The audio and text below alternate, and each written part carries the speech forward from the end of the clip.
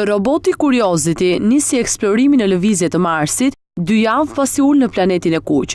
Në 14 ditët e parë në planet, roboti qëndroi pa lëvizshëm, duke grumbulluar të dhëna të ndryshme shkencore. Curiosity është një laborator shkencor i lëvizshëm dhe shumë i sofistikuar.